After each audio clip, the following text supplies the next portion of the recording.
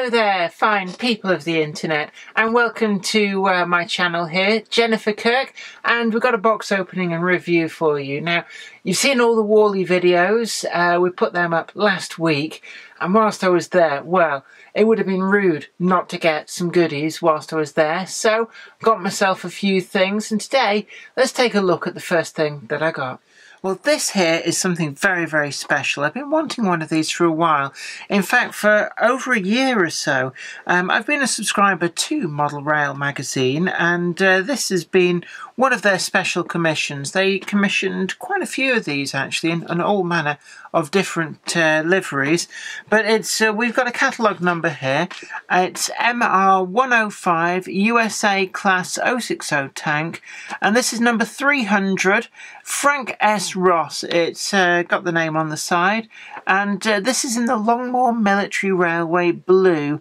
And you can see that also produced exclusively for Model Rail. Now, also, before I forget, 6-pin DCC socket on this. It's not DCC fitted, but you can fit one quite readily yourself. And I've seen footage of these running with sound chips in as well. And it also seems to be quite an easy modification to fit the sound chip to these. So if that's the way your bread is buttered, then that is something that's quite easily to do.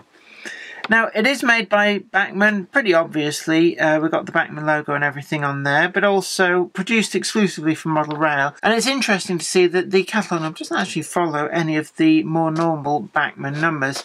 And there's nobody else that is able to supply these particular models. It's just Model Rail, and they have an exclusivity over the tooling. Now, pretty standard slip case.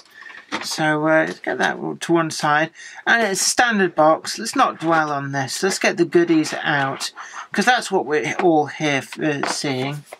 So I'm going to slide all this out, and I have had this running, has to be said, at Warley. The Model Rail Club had a brilliant test track that you could just go to and test any of your purchases there on the day. So I had it running, so I know it really is a pretty good performer. But just getting that out from the packaging, there is a real heft and a weight to this. I mean, for a locomotive so small, that really does feel like there's an incredible weight to it. And actually, when you feel the side tanks, it does feel like there's a lot of thought gone into this as to where ballast can be fitted in to really make this thing adhere to the track as well as possible. Now, the livery application there, well, doesn't it just suit this? This dark sort of Prussian blue livery in the Longmoor Military Railway house style. And it's interesting, actually, it does seem to be a very good match for the Bachmann house colours. So we've got the red and the blue. So it kind of, yeah, that is a pretty good match, actually. But certainly Frank S. Ross, the name of this particular one, number 300 on the Longmoor Military Railway. This was a railway that was in operation up until the 1960s. The railway itself was built to be able to train army personnel in the ways of running, maintaining and even demolition of railways, and also things like logistics. And so they had quite a wide range of locomotives. These particular locomotives, the S100 class, the USA austerity locomotives, they were built in America during the Second World War and came over on the Leased Land programme to provide much needed motive power for heading into Europe to be able to replace rolling stock and locomotives that had been destroyed either by being worked into the ground through the war or indeed were destroyed in the frequent bombing raids. Now, the model itself captures the likeness of the locomotive pretty much perfectly, and there's an awful lot of daylight going on. These were, after all, an austerity class of locomotive, so a bit like the Q1, the Southern Q1 that we've done a review on some time ago now. Anything that wasn't necessary on the locomotive just wasn't there to save on materials. So we've got that captured perfectly in the Bachmann model. So when we look through, I don't know whether that's going to show up pretty well there, but if you look through underneath the boiler and the tanks, you can see all the way through. And also if we turn it so we're looking straight down on it, you can see again through the front buffer beam, again we've got daylight showing underneath there, and that really does help with the presence of this locomotive and keeping it in keeping with the full-size originals. Now it's interesting that these locomotives supplied as part of the war effort, but actually a number of these, 14, were bought by the Southern Railway at the end of the war and were used to replace ageing ex-London and South Western Railway B4 locomotives within principally the Southampton docks system. One of them was actually bought with the intention of just purely using it for spare parts, but the others gave sterling service, and actually 4 of them survived into preservation. Now, another interesting point about the USA S100 class is that they were also, they found homes in all manner of countries around the world, from France, Germany, Yugoslavia, and also even some ended up as far afield as China. And actually in recent years, 2 of the locomotives from Yugoslavia have actually been imported back into the UK for restoration to ostensibly look like the Southern Railway examples. Such was the success of the class, actually, Yugoslavia did actually start building more of them in the 1950s, and actually the 2 which have gone to Shillingston that were re-imported from Yugoslavia were actually locomotives that were built in the 1950s and actually 1960, I think was the latest of the 2 respectively. We've got a whole host of separately applied detail on here, and really I can't speak more highly of this locomotive. I've seen a number of the special commissions that have come from Model Rail, and well, locomotive-wise, they've had the Sentinel Shunter, which was a very good model, but this really does push back the boundaries. When I was there at Warley, they were selling them at an amazingly good price, £105, which compared with if you get it mail order, that is really good price. And I couldn't help but notice that there were quite a few of you who were buying these up, and really I can't blame you. In fact, I saw a few people with the NCB liveried versions, and I did actually toy with buying that particular version, but I settled on this because it is such an eye-catching livery. The buffers themselves aren't actually sprung, which is something of a surprise with the more modern Bachmann and Hornby models, but in all honesty I don't believe that it detracts from the model. And we've got couplings placed in NEM pockets, so we've got the slimline couplings in there, front and back. Now there is, if I go back to the main packaging, you can see tucked away into there, we've got separately applied detail. We have brake rigging, and that does appear to be the only user applied detail that is supplied with it, and actually everything else is there. So it's actually pretty handy for the modeler who, you know, in this day and age we're used to getting big bags full of stuff. We're never quite sure where it goes.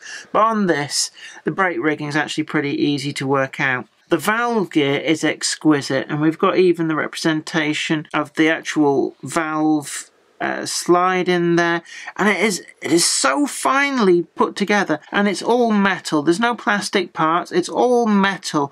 And this locomotive has been test run, and part of the test running I do tend to put a little dab of oil on all the moving parts on the motion, and that's just through experience of having managed to wear out a Hornby Q1 before I realised that actually it could have done with a bit of oil, so I'm not making that mistake twice. Not only is the outside detail exquisite, but inside the cab we can see that there's actually separately applied detail by the looks of it in there in terms of the regulator, but also we've got separately painted fittings on the back head of the boiler, and that just it's just become amazing, I'll be honest with you. I thought that the Hornby H class was setting new standards, but this, now I've seen it in the flesh, really I think the H class just just was having to keep up with models as exquisite as this. And really, there is no other word for it. We have separately applied metal handrails there on the cab side, and they are tremendously fine. I love them. And even though the sides, you could argue, would potentially be quite slab-sided, the finish on this model is actually, it doesn't really look like a model. It's as simple as that. Everything is perfect. The lining is crisp. The Frank S. Ross nameplate with a little crest on there.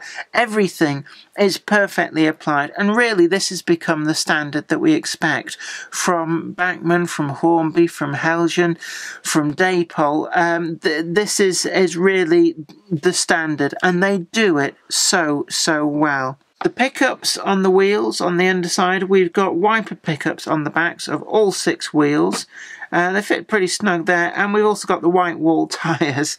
Well, they've got white bands around the edge, and that is prototypically correct for this particular model. The military did have a habit of really pulling out all the stops, and I suppose it was it's one of the mantras of the military that you know, if it stands still long enough, you give it a really good polish and a quick coat of paint.